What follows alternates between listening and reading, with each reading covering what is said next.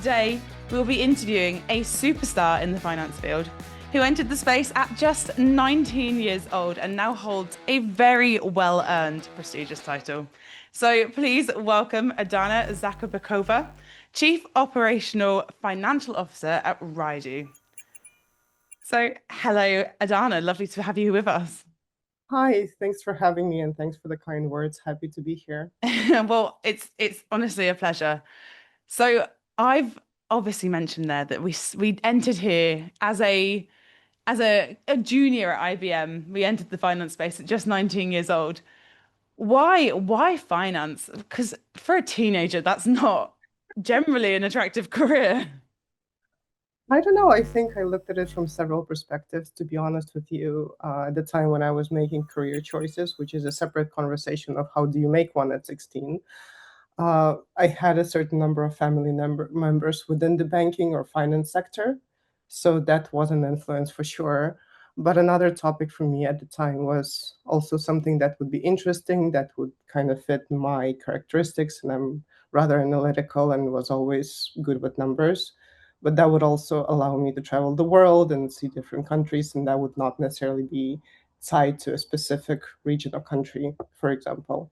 And I think that's quite an interesting part of finance, being able to travel the world, because that's not something you'd assume would go hand in hand. No, but if you do compare that to some other career possibilities, let's stick with, I don't know, doctors, right? It's harder to practice in another country, whereas with finance, yes, there are still regulations and whatnot, but I think it's a little bit easier to move if you want to move. Hmm. And at 16, I really wanted to travel the world. So that was, in all honesty, one of the reasons I did choose finance at the time. So I guess that's more of a teenage dream, being able to travel the world, and just But and it's just worked perfectly for you. yeah, and then you look at what you're good at, you look at what you know through your family or friends of the family, and here I am. So obviously here you are in a very prestigious role, and I looked at your career history, and you have gone from, a relatively junior role at 19 into three major senior leadership roles, and now obviously COFO at Rydoo. So what do you think people saw in you to trust you as a leader? I think, to be honest with you, the key shift happened in 2018 when I decided to leave the traditional corporate world and go into the fast-growing environment of startups and scale-ups. I think at the time for me, there were a couple of things. Within, again, my character, and I still believe that you need to fit your career to what you're good at and your characteristics. Especially back in the day in my late 20s, I'm a rather impatient person. So, in some sense, the world of traditional corporate structures was a little bit too slow. I didn't feel like I was doing enough. I felt like I optimized a lot of my to dos. And in a way, I was kind of bored, if I'm honest. And I never minded the extra work or the hard work or the accountability. That was never an issue for me. So I decided to go into startups and scale ups, and I understood the breadth of what I would be doing would be a lot larger than any of the positions that I have had before. But I didn't necessarily mind. I was excited about it. So I think that's where the key shift started my career. So So I think I joined that one as a senior finance controller, which made sense for the organization at the time. I think it was about 80 people, half of which were interns. Reported directly to the CEO. And as the company grew, my responsibilities grew, and so did the titles. I think that's kind of natural in a way. so one big one big part of being a leader is actually how should you lead?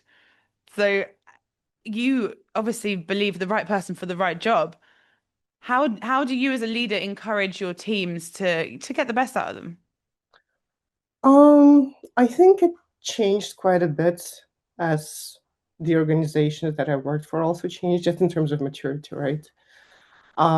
When you have somebody very junior, it's one thing, whereas when you have somebody media or senior and whatnot, I think for me, one common thing that I think tracks throughout most of my career is that it's usually very busy in a fast-paced environment, right?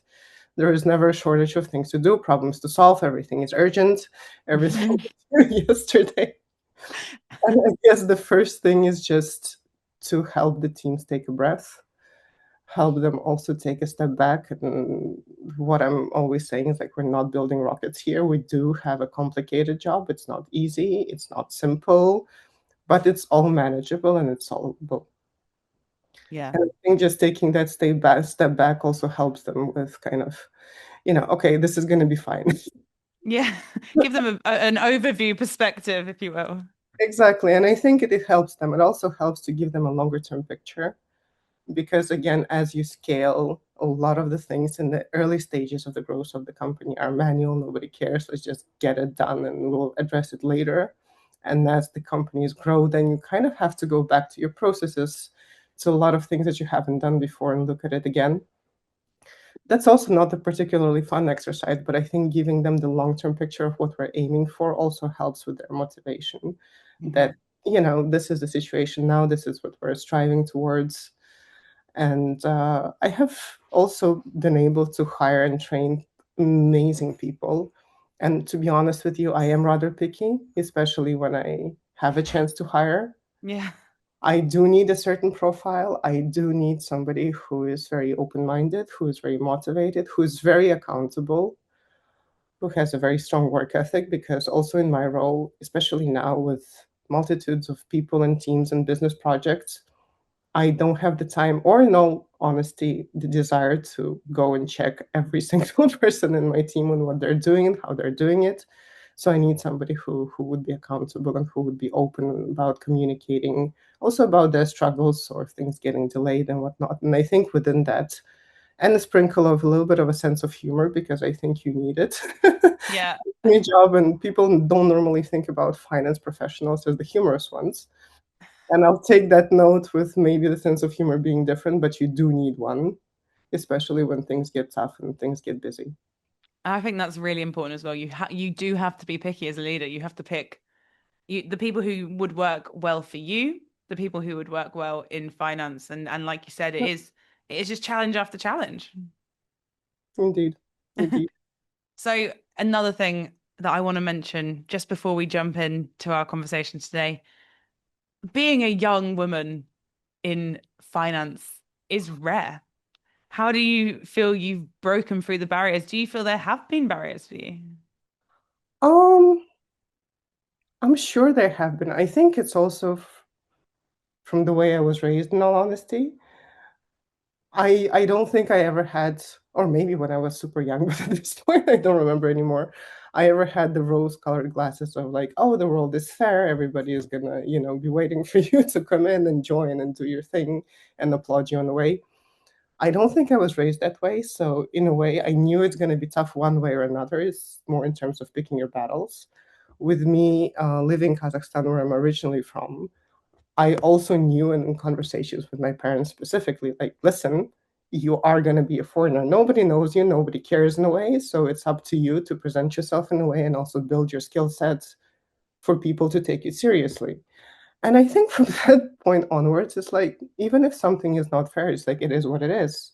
Mm. But it's also up to you to either resolve the thing, improve yourself, or pick a different avenue. That's also a fair option, right? Yeah. And I think that is a mindset that leaders should share, or leaders do share, that if something doesn't work, you just need to pivot and move on. Yeah. The bad news, it's up to you. The good news, it's up to you. Yeah, exactly. You're the what's the maker of your own destiny. Yeah, exactly. So let's look at your latest role today, which is Chief Yes. Operating Financial Officer. This is obviously a development that we're seeing several companies in the industry take. How different or significant a shift is it for leaders traditionally in finance to take the responsibility of that operational side of the business as well? Listen, I think it will depend on the company. I can't speak for everybody. I think in my case it was relatively natural, the transition into it. And I think a lot of the finance or ops and finance leaders, especially in the high growth companies, would agree with me. And the reason is simple. You rarely do just finance, especially if you're in a leadership role in a fast-paced company. It's almost not possible. In more junior roles, you would be able to, but the higher up you go, It's mission impossible to do that. In order to operate the business, even financially, you do need to understand the operations. I like to refer to that as almost like an orchestra situation. The business plans make no sense if it's just a pretty Excel sheet, and you're never going to be able to execute it. So even if you want to be really good just as a finance leader alone, you still need to understand how the whole thing works. Yeah. And as the company grows, the more you kind of ask those questions or try to coordinate things, you then end up with the responsibilities attached to it, which again, for me, was never an issue. I think it's just naturally transitioned that way as when I started. I already started with your traditional accounting, controlling, treasury, and FP&A and BI. And then I took over, or not even took over, we created and centralized a RevOps team, and then legal came along. So at a certain point, it was already almost a 50-50 ops and finance split between my responsibilities. And then last year, when Rydoo acquired Semina, an AP software company, we also needed to understand how are we setting up the new org for the next 5 to 10 to 15 years. And I think that's when some of the shifts and the official titles all came along to also say, okay, it's not that you were just doing this now for the past 2 years, it is that you're going to be doing this for the next 5 to, I don't know, 15, 20, you name it. Yeah, so just formalizing something that you kind of already knew was Exactly. happening. So obviously a healthy relationship between the CFO and the CEO is a fundamental of being successful. But you are both of those people. So how do you balance the financial side of your brain with the operational decision-making side of your brain? Again, for me, I don't think they were ever truly disconnected, especially since I moved more into the leadership role. It's very hard for me to justify a financial decision without understanding of the why. And the why a lot of the times comes from the operational, right? It's easy to say yes or no just looking at the numbers, but it's hard to have a conversation about why the yes or why the no if you don't have any fundamental understanding of why you made that decision. In the fast-moving world of global finance, information is your most valuable currency and your best friend. Finance Chief gives you the ultimate digital briefing for finance leaders. From deep dive reports and interviews with successful leaders, crucial daily insights on the stories and information that matters, white papers and research, and, of course, podcasts. Why not move from just following the news to mastering the trends, reshaping the C-suite, and gain a competitive advantage for you and your business? Visit financechief.com to read our digital magazine, sign up to our newsletters and subscription content, and listen to more exclusive podcasts. Join us today and be part of our fast-growing community. We'll see you there. Mm-hmm. So in a way, I don't think I needed to balance it at a certain point. I just think it made certain things easier for us as a company when it comes to decision making on, I don't know, let's say capital allocation or picking something in terms of this vendor versus that vendor, geographical expansion into this region versus that region, hiring more salespeople in X versus Y. I think it just made it easier because also for my peers, I would hope it's easier to come to one person and say, hey, can we look at this? Rather than involving 2, 3, 4 people to get all the different data points and then tie it to a financial decision and then have another five conversations to arrive to something. So I think in a way it makes things easier for everybody. And streamlining that process, I guess, is one of the benefits of Absolutely. combining those roles. But why else? Why did you believe that traditional CFO position actually has to evolve? Do you think it's better for modern business? I think it is.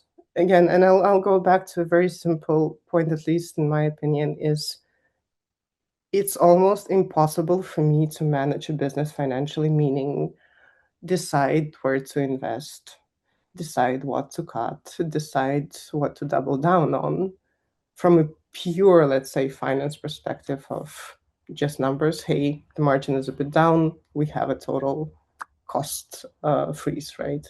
Hey, the numbers are a bit up. Everybody gets an additional 2%. It makes no sense from the business ops and also finance ops. Mm-hmm. And accountability to our shareholders too, by the way. I don't think it would be a reasonable approach to do this. So I think it's almost, I can't do one without the other. I just can't, and I don't think a lot of finance leaders moving forward will be able to either. So I'm not sure I would advocate for everybody to go into a COFO role and whatnot. I think it depends on the type of the company as well. Maybe if we were in the manufacturing business, I would have a different opinion, right? I think for a software business, it does make sense. Mm-hmm. So obviously you've worked across so many different companies, and some of them are startups and you've had to scale them up. So as you were mentioning earlier, a lot of people then report to the same person. Do you think there becomes a single source of truth there in a good way, or do you believe it kind of blurs the lines and all the decisions are going through one point? No, I think what we are aiming towards now, especially post-acquisition, is indeed that single source of truth, that single point of analysis, which is why, especially like giving a very simple example, RevOps, BI, and FP&A work really well together in my case, because they kind of tie all the necessary parts together, right? RevOps does the whole GTM analysis and tool setup and workflows and whatnot. BI ties the data. FP&A can gather the financial data, but also then talk to RevOps to make the whole ROI analysis or investment analysis and whatnot. So it's kind of a perfect combination. And to this day, we still have dotted lines. For example, the RevOps team still has dotted lines to the sales leader, to the CSM leader, to the marketing leader. So I'm not kind of I'm encouraging them more than stopping them to talk to those people to also be informed and have their point of view. So we're all making the decision together. But the centralization, I think, makes a lot of sense of the single source of truth. Mm-hmm. I think you're right. I think it works along across many companies of a certain size. If you would go too big, obviously it's too much for one person. Most probably, yes. Yeah, I'm sure we will reevaluate as we go along, right? But for us, I think the simple goal was the next 5 to 10 years and how we're going to be set up. If something drastically changes, so will we. Mm-hmm. And obviously, any business needs to be agile. Yeah, exactly. Especially So, nowadays. so let's go back to, you know, being a woman in finance. You've been very vocal in your career about supporting that female leadership and also supporting diversity as a whole.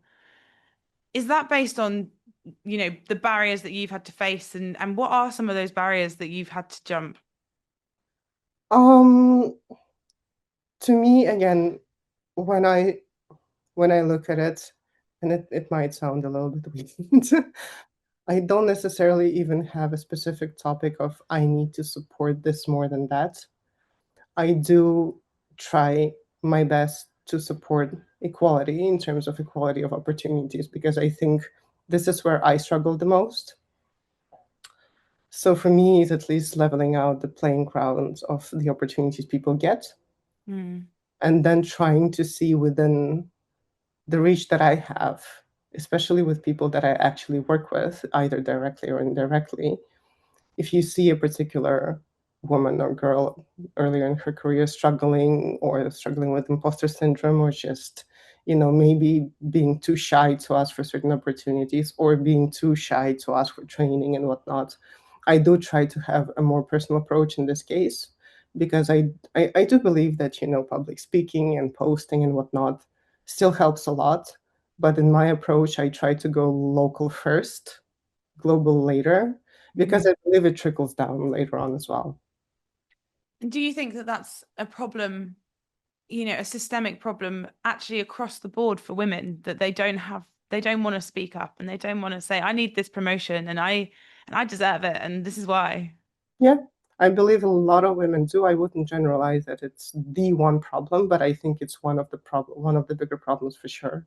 Mm-hmm. And then, of course, obviously, having a diverse range of employees means that a company is better suited to any kind of shift because they understand things from very different perspectives. Is there a lack of diversity specifically in finance? Oh, I think one might argue that there is. If you look at demographics alone, I think that would support that statement of lack of diversity in general. to this day, if you would go to one of our amazing AI tools and ask for a picture of a CFO, I don't think you would get somebody who resembles me. In all honesty, and that's the truth. And listen, that's also, if we were talking AI, it's based on the historicals, right? They're picking of what has been so far. Doesn't mean it's what is to be moving forward. Mm. What then would you say are some of the most important lessons that you've learned on how to kind of overcome that diversity piece? Oof. Again, I think my approach was a little bit different. I never looked at it as a diversity piece from my point of view when I was building my career. And there was even a funny moment when I got my first VP role. The way I looked at it is just, listen, this is what I can do. I know I'm good at it. I know I also have a lot of traits that would make me a lot better very shortly. So I don't think I could justify to myself why I wouldn't get the position or the promotion or whatever that is that I want and believe I should have. Mm-hmm. And then I would just go for it. And listen, it doesn't work every time. I'm not going to lie. Not every interview that I have had landed me an offer. And then I think it's a combination of just being confident in yourself, but also being a little bit of a fair self-critic. Meaning, if you're not getting the job, if you're not getting the promotion, if you're not getting the training, I think it's your job to sit and realistically look at why. There were conversations I have had, and I'm going to give you a simple example. I had a job interview with me and four people in the room. All of them were very different to me. They were all in their 60s. They were all male. Mm-hmm. I knew I'm not going to get the job. They liked me. I liked them. I knew we would never work together because we're very different in how we culturally communicate, what are the things we look at, how we do our jobs. So it's not even a matter of liking or not liking. It's the same way when I hire talent, I need a certain characteristic. And for me, that's never gender, race, or whatnot. But if the organization is at a certain stage and has a certain leadership team, I'm not going to keep knocking on that door. It's not going to make sense. I'm going to find an opportunity with a different culture in the company and go from there. And maybe in the next job, you have a little bit more leverage, let's say, on what to pick and how to approach things. On the other hand, what I also do want to say of being a self-critic, you have to also self-evaluate every now and then, because confidence alone is great, and kudos to all the people fake it till you make it. I do think it works in certain sense, but I think for me personally, the real confidence comes from actually knowing the skill set that you have. And you don't fake that. So every now and then you need to look back, and let's say if I would apply to 10 CEO roles nowadays and get 10 no's, at a certain point you need to sit back and look like, hey, maybe I am missing something to get to that role. Maybe instead of looking for that promotion, I need to be looking for training. Do that, build that, go back to the table. And it's kind of this back and forth that you need to do within yourself, because the market is not always fair. So if somebody tells you you're not good at something, it doesn't necessarily mean that. But if it's a recurring pattern, maybe it is worth looking at. And you're absolutely right. It all comes back to that accountability piece that we were talking about, making sure you understand your own limitations and how you can improve your situation. Yeah, indeed. So, sorry, you go. No. I wasn't saying anything. I was going to say, right, let's look forward 10 years from now. Do you think the traditional CFO job will still exist, or do you believe every leader will be absorbing more responsibility, whether that is the operational side of the business or whether it's sustainability or, another core function? I don't think the traditional CFO role will remain as it is today if you refer to reporting and analysis and kind of that's it. I don't think it has existed in the past 5 years already. In one way or another, it's changing and it will continue to change. I think mostly for the reasons we kind of touched upon today. I think it will definitely evolve. It's whether you absorb new functions directly or indirectly, I don't think the decisions are made the same ways that they used to be made. I think access to data is a lot better. I think the analytics capacity is a lot better. I think the general expectation from even a CFO, without the O there, is that you know your business, you understand it a lot better. So I think the traditional kind of reporting and just financial numbers is just not viable. So obviously we're kind of alluding there to AI. Who isn't? And we can't not talk about AI, right? We have to, absolutely. So, obviously AI has changed not just the CFO role, but the role of the entire finance team. So if we're also looking ahead 10 years, where do you see that modern finance team? What is their role?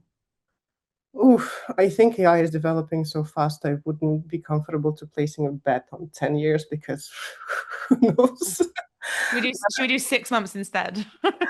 I think 6 months a bit too short, but I think within generally the trajectory that I see is that ideally my teams just are spending less and less time on boring tasks, on this we used to call, oh, it's just day-to-day ops, you have to do it because nobody can do it, and you need more people as the organization grows to do the same boring thing, and then 20% of value add. I think the shift is more towards equipping people with certain tools, AI, to be more productive and to spend less of their time on the day-to-day boring ops, if you will, and more on value creation. I think that's just the trajectory, and I do see that within the finance and ops team specifically, because in a way, I think they have the biggest possibility in a way. If I'm referring to sales, they still need to interact with a lot of customers personally, right? For finance, in a good way, in a bad way, we don't interact with as many external people. So we do have the chance to optimize the processes, to build even some new tools internally. We do have the possibility to optimize a lot of the ops, to then have more time for business partnering, for decision making, for, again, back to the value add piece. So this is where I see generally the trajectory going. And if we're talking about, removing what you have called the boring parts of finance, we're surely going to encourage more talent to join. We're going to be more and a more attractive industry to join. In which sense? As in, people are going to see the job as an exciting opportunity instead of Absolutely something bogged down in manual, tasks that can be taken by AI. Yeah, no, absolutely. I think that is the trajectory, and that is the goal for me too. I do want to say, at least for now, I'm being very, very cautious of my teams because they also provide the foundation of analysis and decision making to the org. To, at least at this point, never trust whatever AI gives you. For two reasons. We're still relatively early on. We're still training ourselves, and we're training the AI and the agents and the whatnots. Second of all, for me, at least at this point, it's fundamental that each of the team members understands what's actually going on in the business. Because I will give you an example from my career, not my first job, but one of the first jobs that I have had. I just started a new role. It was month-end closing. I got sent a very, very big Excel file. That was a model that was built, I don't know by who, to put in a couple of numbers, and it would spit out, the booking that you need to make in the accounting system. Unless you know what you're looking at, you will never know if it's correct or not. And the first time I put the numbers in, it gave me something completely wrong. It was my day 2 on the job. So luckily I had a team leader who came and looked at it and was like, this can't be true. I wouldn't know it's not true. So same way for new talent, young talent, I want them to still have the critical mind of looking at whatever AI gives you, at least for the time being. And I realize it's going to be more and more reliable as we go on. But at least for the time being, to still have that critical mind and understanding of the business to say doesn't quite make sense. Because we've all heard of stories about companies or teams who just, uploaded the data and all of the, moved on with their lives, and then it caused quite some big problems. So I'm still, I guess it's also part of the finance character build, a little bit risk averse of just fully going 100% on it. But I think as it becomes more reliable and we train it properly, I do see that shift moving and new talent joining, maybe even with a different skill set. Maybe it's your, I don't know, semi-coding skill set. Maybe it's something else that you would be looking at. And we're all kind of also trying to keep the pace and train and develop ourselves in the teams. I think it's really important to be telling teams to always question the numbers, always question everything, because we can't just rely on a machine to do our jobs for us when we are the ones with the critical thinking. Yeah. So, and especially if we're the ones also giving the information to the rest of the company to make their decisions. absolutely. Double the responsibility in that sense. The responsibility is so high in finance that you can't just give it away. So I've got one more question for you before we run out of time. And that is more of a retrospective look. If you could go back to that 19-year-old credit risk analysis at IBM, just starting out, what is that one piece of advice that you'd give her about what true leadership looks like? At 19, to be honest with you, in that first job that I have had, I never had a single issue with the leadership that was in place in that team, in that company. I think what I would tell my 19 or even 20, 21, my first jobs is like, I understand you don't like every single part of your current job, but trust me, somehow it will help you later on in your career. Mm-hmm. The advice on leadership, I think as I moved through my career, also having had different experiences in different companies, I kind of started taking notes of things that I liked and didn't like in leadership to also kind of help structure my journey and how I would approach things.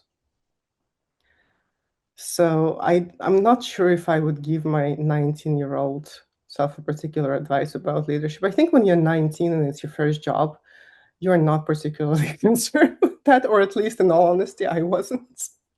I think you're just trying to learn and to understand what you like and what you don't like. So I'm not sure I would go into that conversation. Mm-hmm. So we learn from experience over time. Yeah, I think the advice I would give is like, listen, look at every job that you have and the job you currently have and think about how parts of it at least can help you in your long-term journey. Fantastic. You have been an absolute pleasure, Aidana. I'm afraid that is all of our time today. Absolutely.